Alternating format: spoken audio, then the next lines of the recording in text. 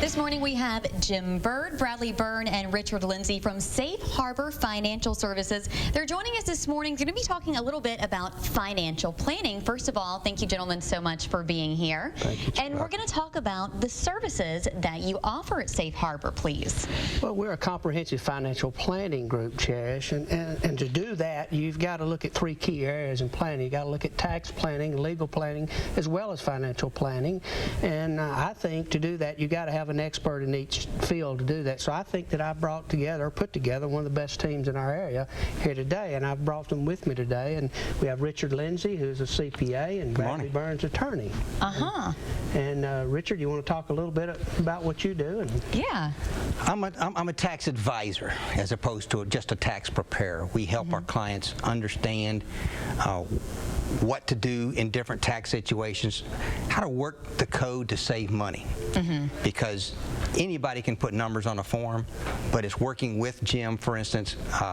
We look at things about whether or not they need some investment money now, whether they can defer that to later, save some taxes now, or whether they're looking to postpone it forever and pass it on to their heirs. What's the best way to look at that and postpone it if we can postpone it? And so, because saving taxes are a big element in any kind of financial investment. Right. And the more we can save, the better off the client is. Absolutely, definitely. And you want to talk a little bit about what you do? Right. I'm with a large law firm called Jones Walker. It's a regional law firm. We have an office here in Mobile and in Birmingham.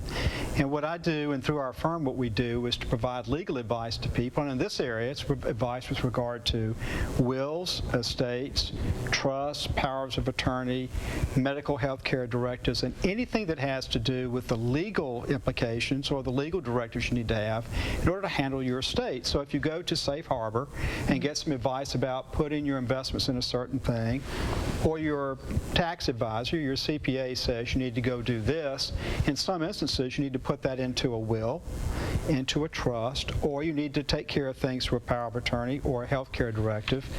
These sorts of professionals bring in a law firm like ours, and we provide those services to make sure everything that's been decided is put in proper legal form.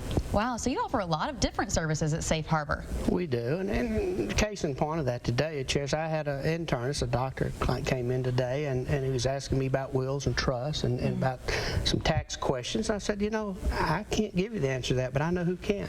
Yeah. So I sent him right to that so he can get all it done in one place. Work very well together. Now, you guys have some events coming up. Let's talk about those. Well, I do seminars for a living. I also have 2 radio shows. I guess I can plug on here. Yeah. I do 12:20 a.m.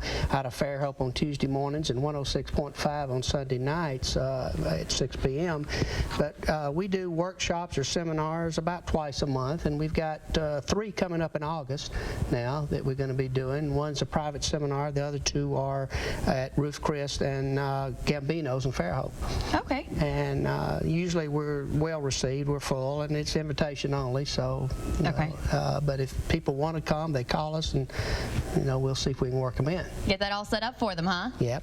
Okay, and finally, we want to talk about this book, The Ultimate Success. Now, you wrote a chapter in this book. Yes, I did. I was honored to be asked by Dan Kennedy, one of the foremost marketing gurus in the world, to write a chapter in this book. And there were 7 of us that was asked across the country to contribute a chapter in the book, and so I wrote mine, which is the theme for my seminars, and it's the 7 common mistakes many retirees make with their finances. And actually, that's what we're going to be talking about next time, the common mistakes that retirees make in their finances. So when you guys come back, we'll be talking all about it, right? Giving some good tips out. I sure will. All right. Thank you, guys. Thank you, Cherish.